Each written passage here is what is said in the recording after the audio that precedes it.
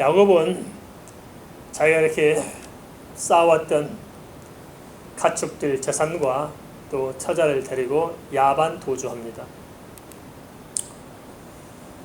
그 사실을 3일 만에 알았던 라반은 그의 형제들과 함께 7일 길 뒤쫓아서 드디어 길앗 땅에서 야곱과 마주치게 됩니다. 그럼 야곱이 왜 몰래 야반 도주했을까요? 그 이유는 무엇일까요? 분명히 하나님께서는 야곱에게 이제 떠나라고 말씀하셨잖아요. 그러면 하나님께서 하신 말씀은 하나님이 어떠한 경우든지 친히 이루어내실 것입니다. 그래서 그냥 라반의 이야기하고 떠나도 하나님이 강권하심으로 하나님 인도하실 터인데 왜 굳이 그렇게 야반 도주해야 했을까요? 그것은 어찌 보면 야곱조차도 절대적인 하나님보다도 상대적인 인간을 더 두려워할 수 있었습니다. 근데 우리도 이런 문제에 자주 빠지게 됩니다. 왜 도대체 라반을 두려워할까요? 거기에는 나름대로 합당하고 합리적인 이유가 분명히 있을 것입니다. 왜냐? 혹시라도 라반이 처자식을 다 뺏고 가축을 뺏고 혼자만 내쫓을까 싶어서 두려워했던 것입니다. 도대체 이런 생각을 하게 됐을까요? 거기는 나름대로 분명한 배경이 있었습니다. 그것은 뭐냐? 라반은 참 야곱을 조카로 취급하고 또 야곱의 신부는 라반에게 있어서 사이였지 않습니까? 처음에는 가족으로 대하고 사이로 대접하면서 지내다가 점점 나중에는 이제 종인 줄로 착각하고 종으로 대화한 것입니다. 그게 이제 라반의 생각에 굳혀진 거죠. 그런데 당시 문화에서 보면은 종은 나갈 때는 혼자 나가야 됩니다. 종에게 결혼하도록 여자를 소개시켜서 장가 보내고 그다음 자식이며 모든 재산은 종이 가지고 있었을지라도 사실 그 모든 것은 다 주인에게 속한 것입니다. 그래서 그 사실을 염려해서 야곱 역시 마찬가지로 라반에게 이야기하지 않고 몰래 처자식을 끌고 가축들을 몰고 도주한 것입니다. 어찌 보면은 참 타당성 있잖아요. 합리적이잖아요. 그러나 아닙니다. 그 밑바탕에 뭐가 있었냐? 사람은 두려워하고 당시 시대적인 문화는 깊이 관여하면서도 절대적으로 살아계신 하나님에 대해서는 분명한 선을 긋지 못한 것입니다. 그러니까 하나님을 믿고 하나님의 부르심을 받고 하나님을 쫓아간다고 하면서조차도 사실은 하나님 앞에 온전치 못하고 한쪽 구석은 세상의 논리에 지금 빠져 있다는 것을 성경은 우리에게 보여주고 있습니다. 그러면 라반은 왜 야곱을 뒤쫓아 했을까요? 그것은 물론 재산 때문이기도 했을 수 있을 것입니다. 그러나 그것은 하나님이 나타나셔서 가부간의 야곱에게 너는 아무 말도 하지 말라고 분명히 하나님께서 못 박아놨잖아요. 그런데 그럼에도 불구하고 뭘 따지고 덤벼드냐면 바로 드라빔의 문제입니다. 드라빔. 하나님이 아무리 그래도 포기할 수 없는 것이 라반에게 있었던 드라빔이었습니다. 드라빔이 뭐냐? 라반이 만든 자기의 가족 신입니다. 라반이 이렇게 나무 토막 가지고 나무 인형을 만들어서 그것을 놓고 경비하던 신입니다. 신. 그러니까 사람이 신을 만든 거죠.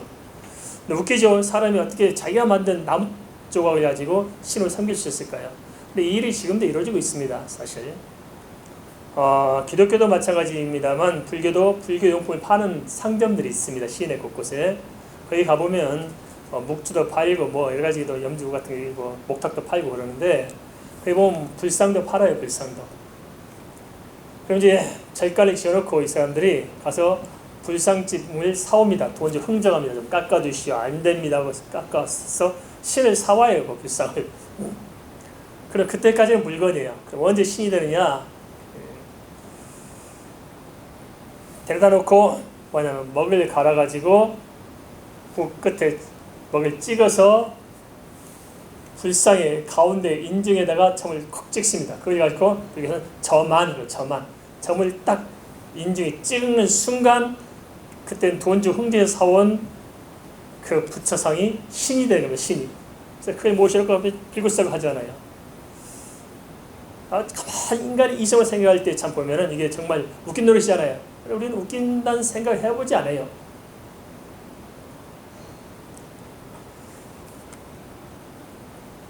한데 보세요. 이 드라움이라는 신이 자기도 못 지켜서 사람이 도둑을 맞아요. 그래 이런 식으로 어떻게 또 믿고 또 쫓아갑니까? 그죠? 그럼에도 불구하고 그 신을 찾으러 쫓아옵니다. 하나님께서 라반에 나타나셔서 선악과 악을 하지 말라고 했음에도 불구하고 자기의 신만은 포기할 수 없었던 것입니다. 끝내 찾지 못했지만 그 드라빔의 신은 누구에게 있었어요? 누가 훔쳤어요? 나엘이 또 훔쳤지 않습니까? 그러면 나엘은 왜 도대체 자기의 신을 삼고 드라빔을 훔쳤을까요? 물론 그때 당시 문학으로서 그 신을 가지고 있어야 재산권에 대해서 권위를 주장할 수 있어요. 권세를. 그래서 그 신이 참 중요했던 것일 것입니다. 가만 보면 뭔가 아이러니하지 않습니까? 신이 돼가지고 유괴당하는 것도 아이러니하고 또 자기 손으로 만든 신을 숭배하는 것도 이상하고 그런가 하면 다른 사람도 아니고 하나님을 찾고 믿는다는 라반의 식구들, 나의 하나님을 알고 하나님의 음성을 듣고 하나님 말을 듣는다는 사람들이 하나님이 아니라 우상을 숭배하고 있습니다. 그뿐만 아닙니다. 나중에 보니까 하나님의 이름으로 맹세까지 하면서 또 우상을 숭배합니다. 근데 더 답답한 것이 있습니다. 야곱조차도 하나님의 음성을 듣고 부름을 받고 하나님 만나고 또 다시 하나님의 음성을 듣고 베들레로 가는 그 여정 속에서도 이미 나엘이 우상을 훔쳐서 가지고 있다는 사실을 알면서도 정리해 못해요? 정리하지 않습니다. 그러니까 우리가 한번 이렇습니다. 예수 믿고 산다고 하면서도 겉들은 다 예수님 찾고 은혜 받고 기도하고 뭐 이렇게 주의를 한다면서도 그 속을 현맥으로 심층적으로 파고 들어가다 보면은 정작 중심에 누가 있냐? 하나님이 아니라 다른 우상이 자리하고 있는 것입니다. 성경 이것을 우리에게 오늘 보여주고 있습니다. 한편은 하나님을 섬기면서도 실제는 우상을 함께 섬기는 이것을 어찌 해야 할까요? 이것은 비단 라반이나 나엘만의 문제가 아니라 이스라엘 왕들 역시 마찬가지였습니다. 솔로몬도 그랬잖아요. 전망일 때는 오직 하나님께 지혜를 구하면서 하나님 뜻대로 살아서 하나님 거기 은혜를 주어서 나라가 정말 창대했었는데 이제는 별 염려 없고 걱정거리 없으니까 무슨 생각합니까? 이제 주변 나라들을 쳐다본 거예요. 하나님을 쳐다보다가 이제 주변 나라들을 보면서 주변 나라들 강대국들과 잘 정치적으로 잘 관계함으로 나라를 부강시키고자 하는 생각이 바뀐 겁니다. 여호와 이름으로 살다가 이제는 정책의 이데올로기를 끌고 들어온 겁니다. 그래서 각 나라 사람들과 어떻게 합니까? 왕들의 공주들 끌어다가 결혼하잖아요. 정략 결혼을 합니다. 정략 결혼을. 그렇게 해서 자기 세력을 키우고 이스라엘 나라를 안전하게 보장하고자 했던 것입니다. 이게 지금 한국 사회도 이게 지금 굉장히 강하잖아요. 정권을 잡은 사람들과 기업가들하고 서로 결탁하잖아요. 그래서 정략결을 많이 하잖아요. 그래서 기업주들 딸들이 뭐 삼성도 그렇지만 선주 하나가 자살했잖아요. 미국 가서. 다 이런 문제 아닐까요? 본인이 사랑하는 사람하고 결혼하던데 그 집안 내력상 어쩔 수 없는 거예요. 다른 사람하고 실컷 조건, 정략적인 결혼 그런 것을 통해서 팔려가야 되는 겁니다. 이게. 그래야 기업을 보존할 수 있고 특별히 독재 시대 때는 이게 강했잖아요. 정권이 밑보이면 기업이 어느새 나갈지 모르니까 기업 잘 보기 위해서는 정략교를 하고, 그래서 정권을 가진 사람은 기업을 키워주고 기업은 기업에 뒷돈을 대주고, 이거 아니겠습니까? 이걸 바로 이제 솔로몬도 생각했다는 거예요. 그러다 보니까 무슨 문제 생기니까 공주가 온 것이 아니라 공주가 섬기는 신들이 와야잖아요. 그러면 신들만 오는 것이 아니라 신들을 제사는 제사에 따라 들어야 되고 제사에 수종된 사람이 따라와야 되고, 그러다 보니까 그룹들이 들어와서 솔로몬이 처첩이 1000명이 넘었는데, 참 1000명이 넘는 것을 어떻게 할지 모르겠어. 어떻게 기억할까요? 딱 가다 두고 만나면 누구십니까? 네, 난 498번째 마누라입니다. 그러십니까? 그건 그래도 다 알겠어요, 얼굴이나. 그럼 새끼들은 거기서 난 자식들이 있을 거 아니겠어요? 뭐 성에 기록된 것마다 무주할 것만 알겠습니까? 넌 누구냐? 예, 나는 936번째 마누라가 낳은 2번째 아들입니다. 그러냐? 이럴 거 아니겠어요? 이 한번 영적으로 잘못되니까 도덕적 의지로 잘못될 뿐만 아니고 심각한 문제가 발생합니다. 그 안에서 알력다툼이 얼마나 더 심하게 되었어요. 이게 나라를 망하게 만든 거죠, 이게요. 아합도 그렇습니다. 이스라엘의 우상이 가장 많이 난 때를 보면 아합들을 볼 수 있습니다. 근데 아합은 공개적으로 어떤 했냐면 종교 통합주의를 펴봐있어요. 종교 통합주의. 왜냐? 여러 나라의 강대국들이 섬기고 있는 신, 바알을 비롯해서 아세라를 비롯해서 이 신들을 섬기고 있잖아요. 근데 그 신들을 우리가 같이 섬김을 알미하면서 신을 섬기는 같은 나라가 되므로 강대국들로부터 침략을 면해보고 싶어 했던 것이 바로 아합이었고, 거기 앞장섰던 사람이 아합의 마누라 이세벨이 아니었습니까? 그죠? 우리 정치인들이 지금 이렇게 많이 머리 쓰고 있잖아요. 지금 우리도 이렇게 출퇴근 많이 하잖아요. 그런 했다는 것입니다. 아합 왕 때. 그런데 이런 것들이 가보면은 비합리적이냐, 비현실적이냐, 그게 아닌 거예요. 정말 합리적이고, 정말 현실적이고, 정말 절박하게 정치적인 이데올로기나 국가 사회적인 이데올로기에 접근하면은 이건 타당한 거예요. 다 이렇게 해야 되죠. 정치로 보호받기 위해서는 당연하게 정략기론도 해야 되고, 국가 간의 야합도 해야 되고, 해야 하지 않겠습니까? 우리 세상에 살아가기 위해서는 당연하게 열심히 인다 하더라도 뒷구멍에서 별짓 다 하고 딴짓거리 하면서 그것을 정당히 받아들이고 그런 거나 뭐 다를 게 있겠습니까? 문제는 그렇게 살다 보니까 뭐가 문제냐면 영적인 은혜가 다 소멸되고 죽는 것입니다. 하나님과 나와의 관계가 막히는 거죠, 이게. 그런데 하나님 뭐라고 말씀하십니까? 십계명의 첫 번째 뭐라고 말씀하세요? 하나님의 계명의 첫 번째 보니까 나 외에 다른 신을 섬기지 말라. 단호합니다. 1계명에서 4계명까지는 오직 철저하게 여호와만 섬기도록 하나님께서는 분명히 말씀하십니다. 그 여호와는 온 우주 만물을 창조하시고 인간의 생사복을 주장하시며 한 나라도 흥왕케 하실 수 있고 멸망케 할 수 있는 절대적인 주권을 가진 여호와께서 다른 모든 어떤 인간의 정당성, 인간의 이성적인 합리주의, 그것을 인정한 것이 아니고 그것을 뛰어넘어서 여호와만 하나님의 사실들은 절대 타협할 수 없는 영역이라는 것입니다. 믿으십니까? 그건 우리가 분명히 해야 됩니다.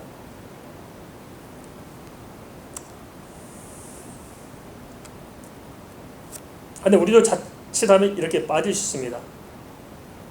정말 예수 그리스도로만 살고 있습니까? 마태복음 6장 24절은 재물과 하나님을 함께 섬기지 말도록 하고 있습니다. 그런데 우리는 재물과 하나님을 함께 섬기려고 합니다. 그러니까 모든 우상은 공통된 특징이 가지고 있는데 이 땅에서의 복입니다. 그리고 인간이 가장 강력하게 원하는 것이 뭐냐면은 돈입니다. 돈. 그죠? 돈. 돈과 하나님 중에 누가 힘이 세 보여요? 우리 머리로는 하나님이 절대자인 것처럼 알지만은 실제 이 땅을 살면서 성도 무슨 생각하냐면 돈의 강력한 힘을 믿는 거예요. 그죠? 하나님 내 마음대로 할 수 없어요. 하나님 전능하시지만 내 마음대로 할 수 없어. 그러니까 돈은 이 땅에 못할 일 없는 전능한 능력을 가지고 있는데 누가 지배해요? 내가 지배해요. 그래서 내가 지배할 수 있는 강력한 신을 우리는 원하는 거예요. 그리고 그것이 현실적인 타당성 있는 말이고 설득력 있는 것이고 명분이 분명해요. 그래서 우리는 하나님을 섬긴다면서도 실제적으로는 내가 지배하는 신 강력한 뭔가를 우리는 갈급히 하면서 우리 속에는 사실 마음의 중심은 그걸 품고 살지 않느냐 하는 것입니다. 그것이 바로 야곱의 문제였고 라반의 문제였고 라헬의 문제였고 그 자식들의 문제였습니다. 그리고 오늘 현실의 우리의 문제일 수도 있고 역대 왕들의 문제일 수도 있었습니다.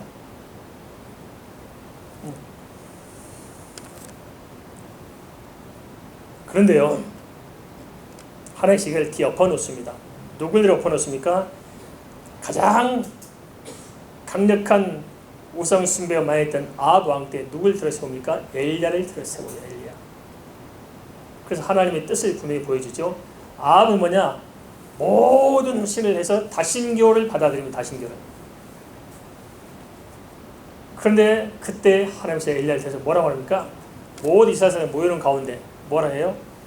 첫 번째는 뭐입니까? 하나님이여, 오늘 이 시대에 이스라엘 가운데 오직 여호와만이 하나님이신 것을 저들로 알게 하옵소서. 첫 번째를 마칩니다. 그죠? 그래서 모든 아합이 있었던 정치적인 것들, 모든 이 정략적인 것들을 완전히 정면 공격하고 여호와 하나님만이 유일한 하나님을 선포합니다. 그래서 아합이 죽이려 쫓아다니지 않겠습니까? 그죠? 근데 사실은 아합이 그때 망했어요. 하나님을 거부하다가 우상숭배 때문에 멸망하잖아요. 피가 안 오고 벌써 굶주리잖아요. 그런데 그 시대에 엘리야가 등장하면서 그 문제를 풀어내잖아요. 어떻게? 영적 풉니다. 두 번째 뭘 이야기하냐면 참 깊은 감동이 있습니다. 당시 시대에 아홉 대 선지자가 있었을까 없었을까요? 무수한 선지자가 많았어요. 특별히 각 우상을 들고 들어온 각 나라에 보면 이 제사장들이 이 선지라는 것들이 너무너무 많았어요. 흉악한 거 흉악이야지. 종교 혼탁하다 보니까 선지자도 날뛴 시대입니다. 종교가 혼탁하면은 선지자들이 많아집니다. 요즘도 그렇지. 한국에 타락하니까 개나 거리나 다 목사라고 딱 집고 자기잖아요. 별짓 다 하잖아요. 당시 그랬어요. 그런데 놀라운 건 뭐냐면 진짜 하나님의 선지자는 엘리야는 가짜 선지자로 몰려다니고 거짓 선지자는 참 선지자로 몰려다니고 왕들도 거짓 선지자 편을 들고 참 선지자를 죽이려고 쫓아다니잖아요. 이렇게요. 핍박의 시대가 옵니다. 종교가 혼탁해지고 타락한 시대로 가면 갈수록 진리는 핍박을 받게 되어 있어요. 알겠습니까? 핍박받게 되어 있다고요. 참된 주의 종들은 핍박받게 되어 있고 어려움을 겪게 되어 있어요. 이렇게 득시하게 되어 있습니다. 여호와의 이름으로 여호와의 참 종들을 죽이는 겁니다. 이게.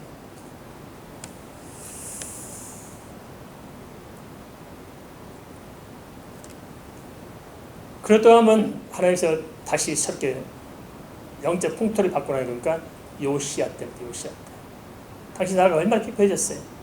요시야 왕을 들어서 정말 철저하게 내 자신이 회개하고 철저하게 하나님 중심으로 세우고 진정 예수 그리스도를 바라보면서 유월절을 회복합니다. 유월절 누굽니까? 예수 그리스도.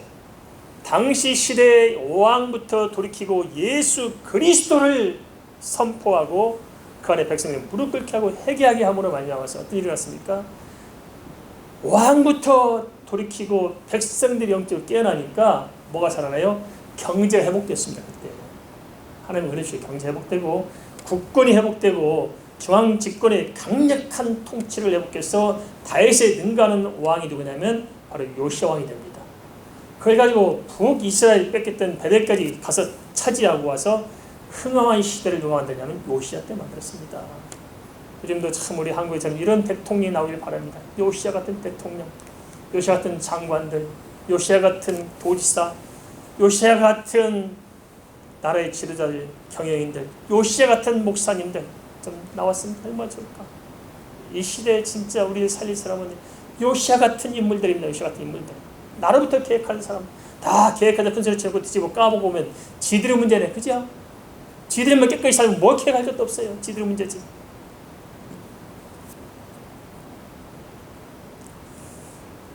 그런데 문제는 뭐냐면 자칫하면 우리 자신들도 모르는 사이에 이 세상의 가치에 함몰되어서 하나님과 세상을 함께 섬기는 현실입니다. 그렇죠?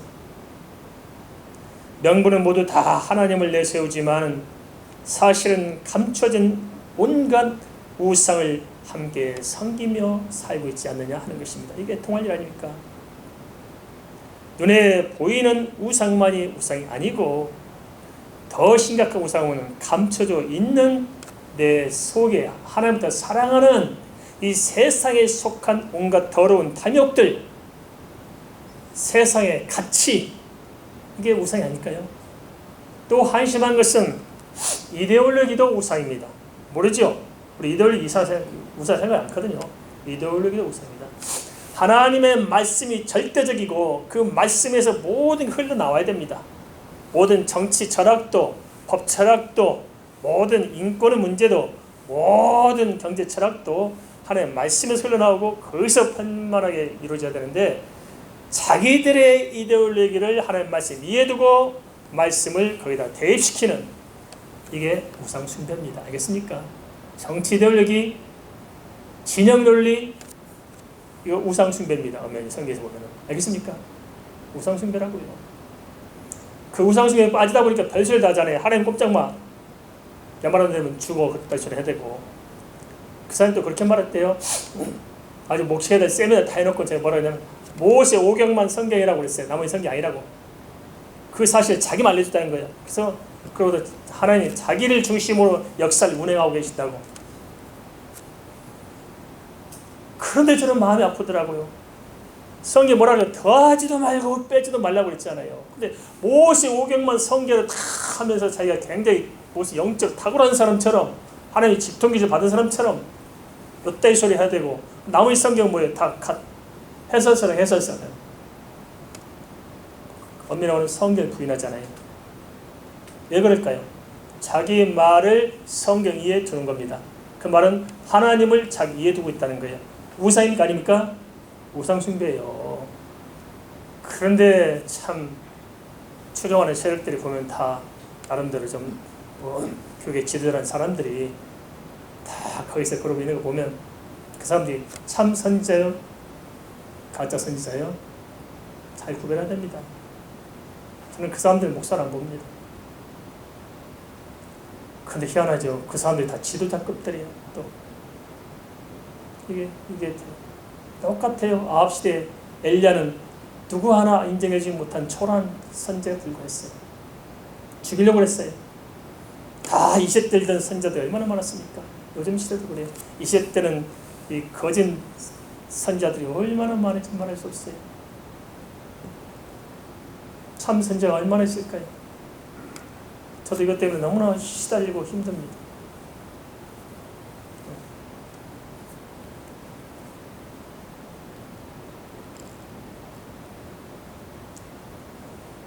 오늘 이 시대에는 사사시대와 비슷합니다.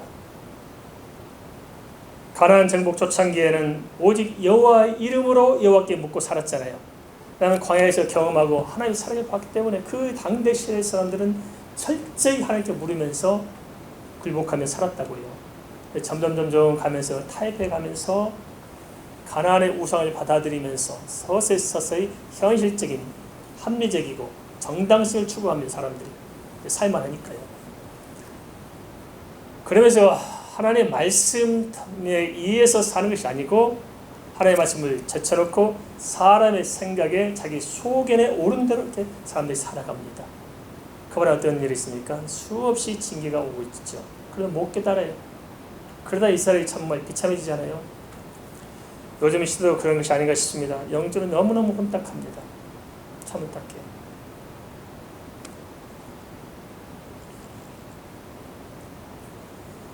정말 이 시대 어찌할까 정말 답답합니다. 참 혼탁합니다. 참된 신앙이 무엇일까요? 무엇이 참된 신앙인가요? 어떻게 해야 우리가 참된 신앙에 좀 다다를 수 있을까요? 그래 몇 가지가 분명히 해야 되는 것은 지식입니다. 뭐라고요? 지식. 무슨 지식이냐? 여호와를 아는 지식으로 충만해야 됩니다. 영적인 지식이 필요해요. 이 시대는 온갖 지식은 차고 넘치는데 뭘만 모르냐면 이 세상 지식과 명분에 취해서 여호와라는 지식이 없는 거예요. 여호와라는 지혜가 사라지고 없는 거예요. 이게 여호와를 모르잖아요.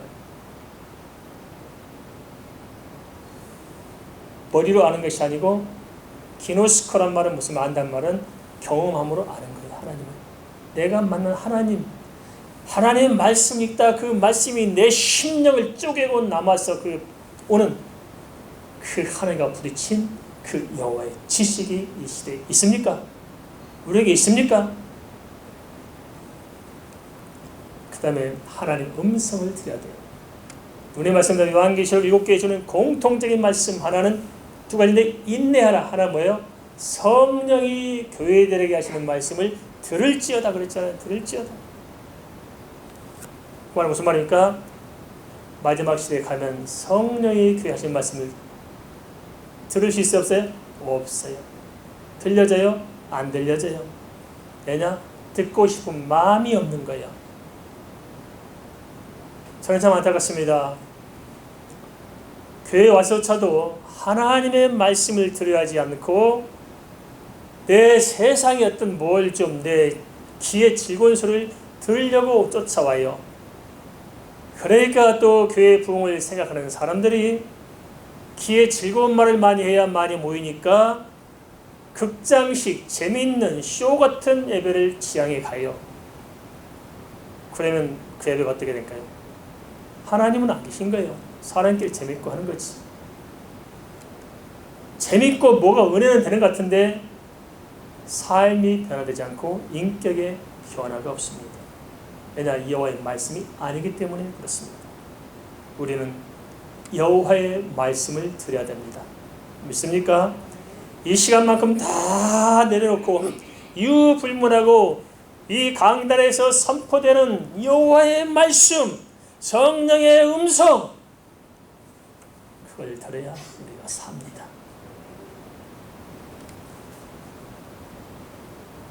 그 다음에 참된 신앙은 사랑이 있는 겁니다. 사랑. 하나님을 사랑하기 위해서 사랑하는 사랑으로부터 출발된 겁니다. 나라를 변화시키는 것도 사랑으로부터 나와야 됩니다. 나라를 정말 사랑하는 사랑으로부터. 알겠습니까? 정치인들이 나라를 사랑합니까? 백성을 사랑합니까? 자기들이 뭐 백성들에게 물어보니까, 국민들에게 물어보니까 아니라고. 언제 나한테 물어본 적 있어요?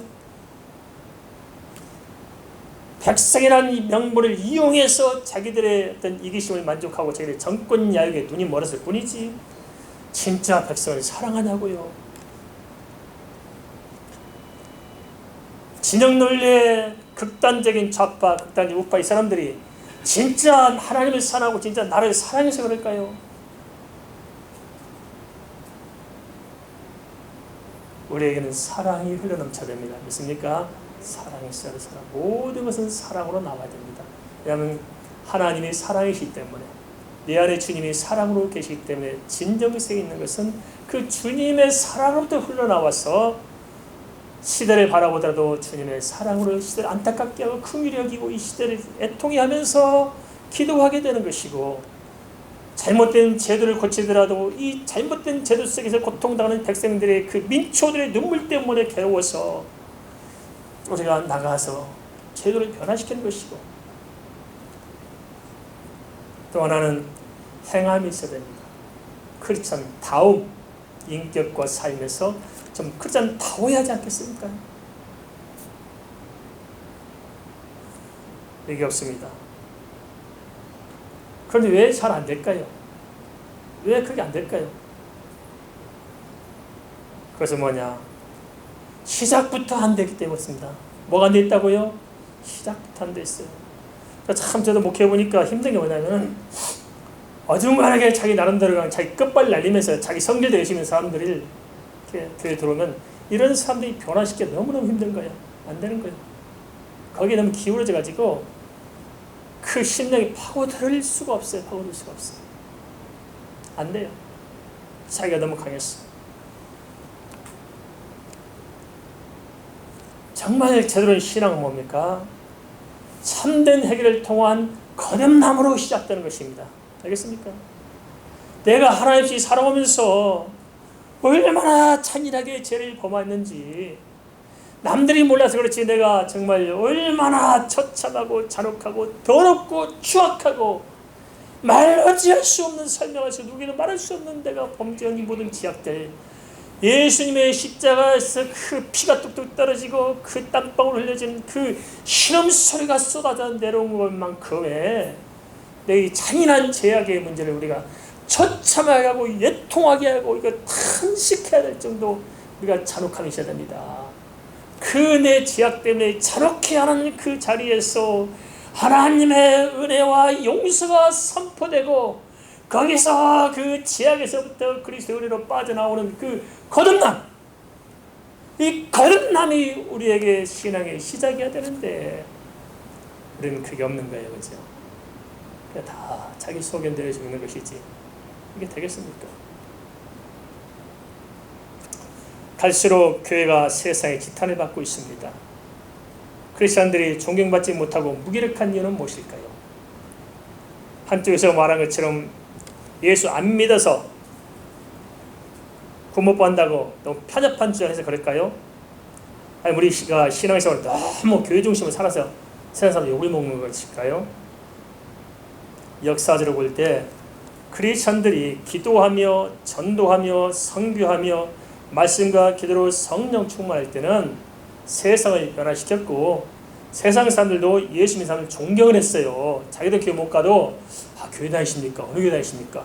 존경했다고요. 우리 좀 과거를 돌아보세요. 3, 40년 전만 해도 교회 다닌다면 부러워했어요. 그죠? 존경했어요. 인정했어요. 근데 지금 교회 다닌다고 존경해요? 교회 다닌다는 말만 나오면 쌍불교 덤벼들잖아요.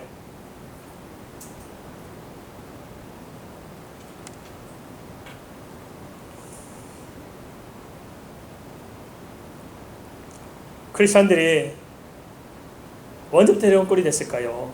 그것은 크리스천들이 종교를 통합하면서 우상과 더불어 하나님을 섬기면서 이런 일이 생겼습니다. 이스라엘도 보세요. 아합 때는 우상의 신상들을 하나님의 성전에 비치했어요. 갖다 놨어요. 성전에다가. 우리로 말하면 이시대로 말하면 여기다가 부처상도 놓고 또 남매 호랭이도 갖다 붙이고 대진 대가리 하나 갖다 놓고 이렇게 교회당에 갖다 놓는 거예요.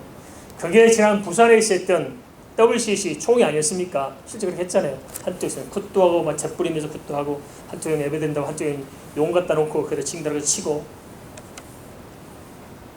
이 짓을 하면서 못 깨닫는 거예요. 이 짓을 하면서도. 이러다 보니까 나라가 혼탁해지고 그 전월에서 보면서 한교회가 풍선 바람바지 쑥 빠지면서 1200만 기독교가 다 어디 가고 지금은 650만 밖에 안 남았고 그중 이단이 150만입니다. 500만 밖에 안 돼요. 어디 다 갔어요.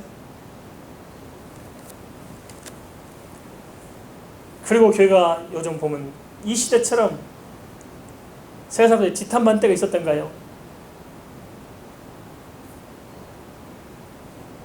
그 은혜가 다 소멸되었습니다. 미국도 마찬가지였습니다. 지금 미국이 제일 살기 힘들거든요. 사실은요. 미국 거지들이 수두룩합니다. 길거리 가다 보면 뭐야 텐트 사는 거지들이 우글우글해요. 미국. 그리고 미국 범죄가 얼마나 심한지 말할 수 없어요. 밤에 밖에 나가지 못해요. 범죄 없는데 딱 한 군데가 있어요. 라스베가스는 범죄가 없어요. 밤에 맘 놓고 돌아다녀요. 왜 그러지 아십니까? 조직폭력배들이 지들이 하는 사업이라서 지들에서 돈 벌려고 안 죽여요. 라스베가스 제일 안전해.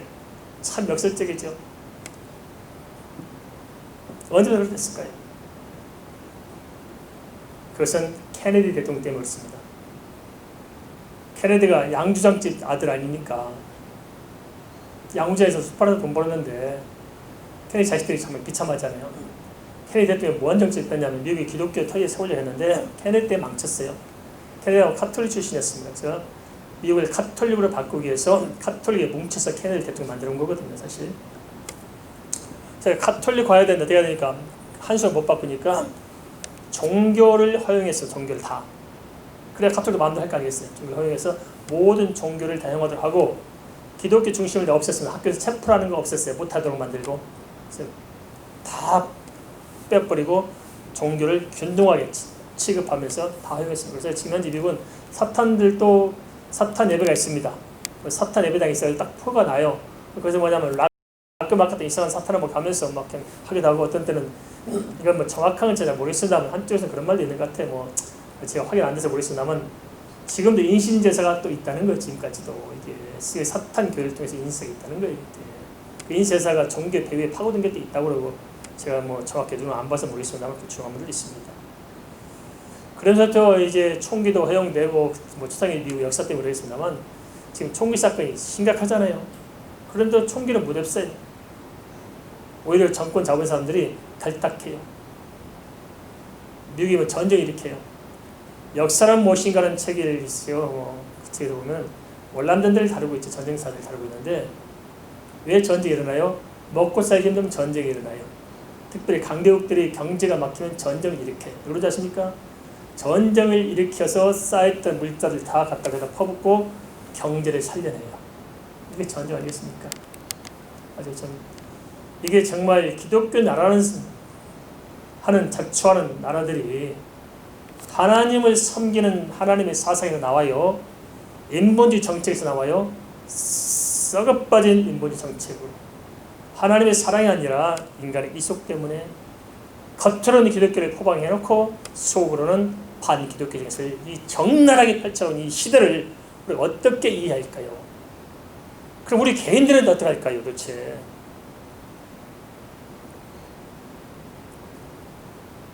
예수 믿고 사는 것은 나를 위해 사는 것이 아니고, 나는 죽고 오직 예수 그리스도로 사는 것입니다. 동의하십니까? 이게 분명히 하는 것입니다. 예수 믿는다면서 내 생각 가지고 내 속에 온대로 살고, 나를 위해서 살고, 내 어떤 이기심, 내 욕망, 내 사상, 내 철학 가지고 붙들고 산다는 것은 아직 거듭나지 않은 것입니다. 미안하지만 구원받지 못한 거예요. 알겠습니까? 이 점이 안타깝지 않습니까? 이걸 깊이 생각해야 됩니다. 한때 야곱조차 나엘의 우상 숭배를 근절시키지 않고 그냥 넘어갔습니다. 이미 다 뻔히 자기가 알고 있었잖아요. 나엘이 감춘 것을. 그러면 아벨이 떠나고 난 이후에 정리해야 될 거 아니겠습니까? 그런데 정리 안 했어요. 내버려뒀어요. 그런데 그 결과 어찌 됐습니까? 나엘은 베냐민을 낳다가 길에서 죽습니다. 왜 그럴까요? 지금 나반의 집에 지금 어디로 가고 있어요? 베들레헴에서 가잖아요. 하나님의 은혜가 나타났던 전 인류 구속의 역사의 핵심적인 땅 베델로 가는데 뭘 품고 올라가고 있어요? 우상을 품고 올라가고 있어요. 그걸 하나님 허용할까 안 할까요? 허용하지 않아요. 하나님 나라 저 천성을 바라보고 가는데 크리스찬 사람들이 우상을 품고 천성을 간답시고 가고 있어요. 하나님 허락할까 안 할까요? No! 안 합니다. 그것을 나엘의 죽음을 통해서 보여줘요. 비참하게 죽잖아요. 길에서 내놓다 죽고 끝내버리고 하나님께서 용납하지 않아요. 그런데 불구하고 또 그 영향이 심각했죠. 자식들의 영향이 미칩니다. 자식들이 영적으로 팀하니까 그 우상의 연장선상에서 별 것들을 다 부족들을 달아요. 우리도 뭐 그러잖아요. 뭐 어디 멀리 간 사람들 손에 쥐어주게 가지고 가면 하나님 지키실 것이다. 뭐 하나님 이름으로 뭘 또 지어주잖아요. 십장을 지고 하면 하나님께서 지키실 것이다. 뭐 성경책 넣어주면 성경책을 가방에 넣고 하면 비행기 출항 안 하고 자기 할 것이다. 여호와 이름으로 우리도 부족들을 주고받고 신상들을 주고받습니다. 그게 바로 야곱의 자식들에게 만연해서 주렁주렁 매달고 살았던 거예요. 이렇게. 그러다 보니까 어떤 일이 일어났습니까? 영적으로 팀이하고 하나님의 은혜가 소멸되니까 이 새끼들이 다 타락해. 겉으로는 다 예수 믿는다고 그래요. 그런데 까치적으로 보면 다 우상을 숭배하고 있고 사탄을 숭배하고 있지 않느냐. 이게 무서운 것입니다. 이거 어찌나 좋아요 이게. 종교혼합주의에서 벗어나지 못하면 영적인 지혜와 은혜가 소멸되어서 결국 인생은 공허해질 것이고 방황할 것이고 죽음의 자리에서 비참할 것입니다. 가나안에서 돌아와서 야곱의 자식들이 저지른 모든 죄악은 사실 영적인 문제에서 시작됐을 것입니다. 그래서 우리가 이 역사적인 영적인 전철을 밟지 않도록 어렵고 힘들수록 깨어야 합니다. 최소한 선장들에서 배를 모르는 선장들을 승객을 태우고 가는 배 선장들은 배가 침몰할 때 타이타닉도 그랬대요. 마지막 배가 침몰해서 다른 사람을 구할 때까지 선장은 배를 지켜내지요. 그게 당연한 거 아닐까요? 우리 성도들이 내가 죽어가는 마지막 순간까지 뭐예요? 내 교회를 따르지 않고 지키는 것입니다. 그게 목사는 할 도리죠. 그건 포기하는 겁니다. 성도들에 대한 책임감이 있는 거죠. 마지막까지 우리 크리스찬들이 하나님의 교회를 마지막까지 붙들고 지키면서 하나님께 예배하는 그 자리를 지켜나가는 것, 그게 필요하지 않을까요? 은혜와 평강은 주 예수께로부터 옵니다. 참된 은혜와 평강이 있습니까? 참된 자유함과 구원의 확신이 우리 가운데 성리신 확신이 있습니까? 무엇이 방해할까요? 혹시 종교 혼합주의에 빠져있지 않습니까? 우상을 숭배하며 살고 있지 않습니까? 돈을 숭배하고 세상의 가치를 숭배하고 살고 있지 않습니까? 다시 한번 깊이 영적으로 자세를 돌아보고 정말 예수냐? 내가 정말 참여하고 정말 내가 회심하고 거듭났느냐? 내 마음에 정말 중심에 뭐가 있느냐를 다시 한번 하나님의 오늘 말씀과 시대 상황 속에서 우리 자신을 점검할 수 있기를 주의 이름으로 축원을 드립니다.